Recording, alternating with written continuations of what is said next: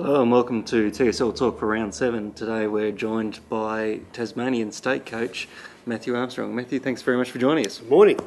You've named a 39-man squad for the game against Queensland on June 12 this week. How do you think this squad compares with the one that was so successful last year? I think it's faster.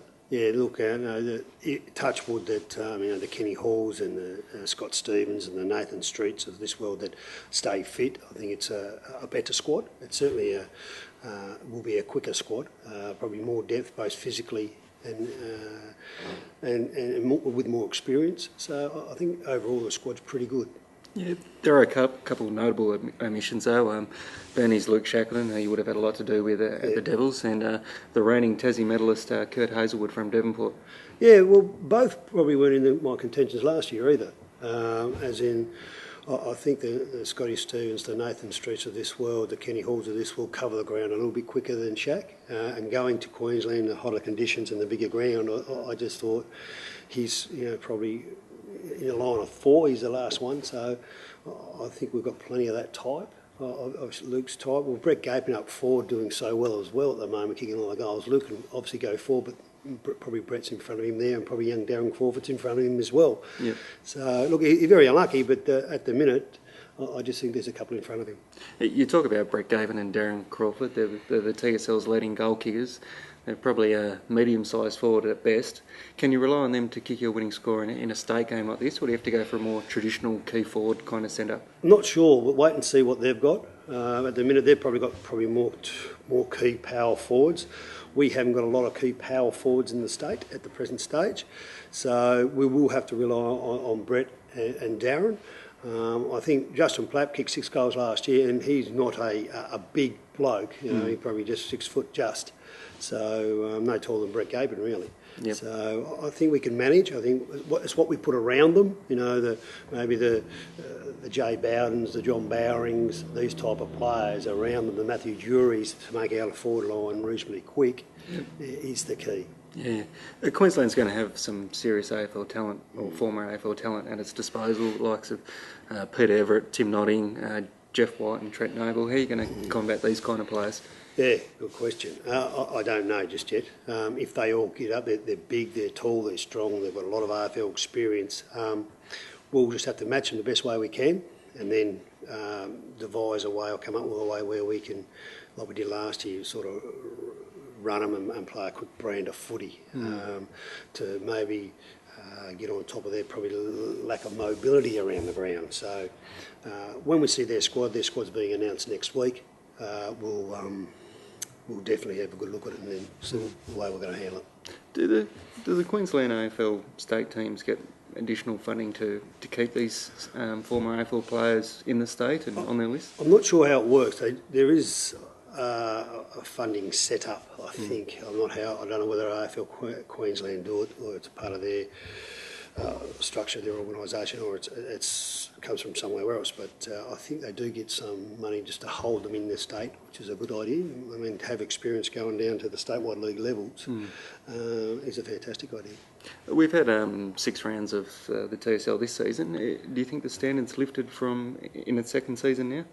I think it's hard to say. Look, there's no doubt Clarence have probably improved, 20, 30, 40%. This time last year, Bernie with the team, they've probably gone drop back, 50%. Glenorchy probably was a very good side, going very well this time last year as well, and they've dropped back a little bit at the minute. So to answer your questions, I think those two teams, especially Glenorchy, will improve as the year goes on. But at the minute, no, I'd say it's at a par. Where I don't think one club's really taken a big step. I think North Launceston's taken a little step forward, but not massively. So no, I wouldn't say that it's really gone ahead in leaps and bounds this year. I think some clubs have moved forward, some haven't. Now have a look at the games for round 7 and give us a tip if you can. Oh, okay. Glenorchy at home to Launceston. Launceston probably one of the teams that have been a bit disappointing so far this season, and Glenorchy had a good win last week against North Hobart. Yeah, well, Launceston had a good game against North Hobart 2 weeks ago, didn't they? And it was only that last quarter, a couple of very undisciplined 50-metre penalties at the back end of the third quarter that cost them, I believe, the game. So, but I do believe Glenorchy are taking their footy a lot seriously now. I mean, they're getting fitter, they're doing extra running at training and so on. So I'll go Glenorchy at KG5. Lauderdale struggling, but at home to North Hobart. North Hobart, its form's just plateaued a bit in the last couple of weeks. Yeah, well, their recruits, I guess the Burnie boys that have come down have dropped off. A couple have got injured with knee injuries and so on. And I think Jesse Will might come back this week. Yep. From a hamstring injury. Garden, after really got off to a fly, has really been quite quiet for them the last 3 to 4 weeks. So it'll be a tough game down at Lauderdale, especially if the wind gets up and goes to the southern end. But I'd say North Hobart. I think they've got enough quality through the midfield, especially on a small ground, hardness to win the game. South Lonnie had their second win of the season last week, a 1-point win over Burnie. An interesting game against Hobart. Both teams are 2-4 this game at Youngtown Oval. Blockbuster. Yeah. Blockbuster at Youngtown. No, I reckon it'll be a good game. 2 young sides, 2 developing clubs.